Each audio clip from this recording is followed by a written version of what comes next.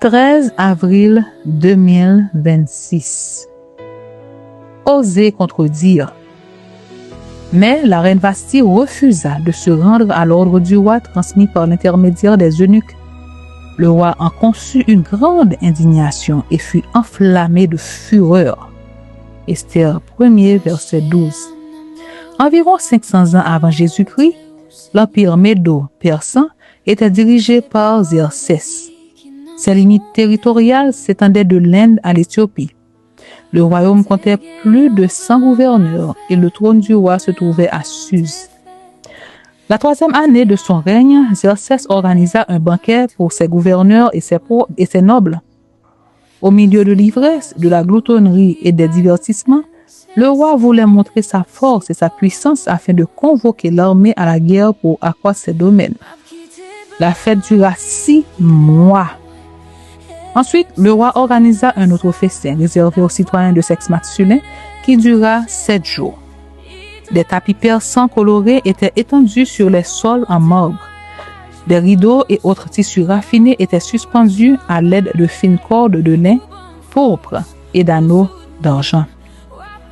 Les colonnes de marbre soutenaient le plafond et ornaient les riches salles. Les convives étaient allongés sur des lits d'or et d'argent aux coussins finement brodés. Tous buvaient dans des coupes d'or. Le roi leur avait ordonné de boire à volonté. À la fin des 7 jours, quel était le spectacle? Une bande d'imbéciles ivres et irrespectueux. Vasti, la jeune et belle reine, organisait une fête pour les femmes dans une autre salle. Elles y parlèrent peut-être de leur lutte quotidienne et se conseillaient mutuellement sur les problèmes qu'elles rencontraient. Au milieu de l'assemblée des femmes, Vasti fut appelée.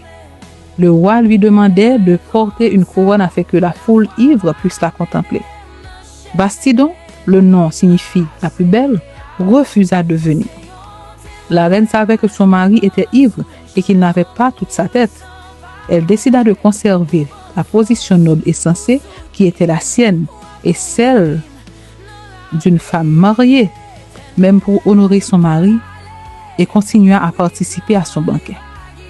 Agissant selon une conscience pure, elle pensait que lorsqu'il reprendrait ses esprits, son mari la louerait. Mais les conseillers du roi, aveugles à la pureté, avertirent le roi qu'il ne fallait pas qu'il cède au pouvoir féminin. Vasti fut donc détrônée. Cependant, elle a laissé un exemple d'audace et d'intégrité. Elle n'a pas renoncé à sa propre conscience, même au prix fort, et ouvert la voie à la grande Esther. L'expérience de Vasti montre qu'il n'est pas mauvais de s'opposer à des attitudes et à des décisions si elles violent des principes. Il faut du courage pour faire ce qui est juste. Essayez toujours de rester intègre et d'avoir la conscience pure.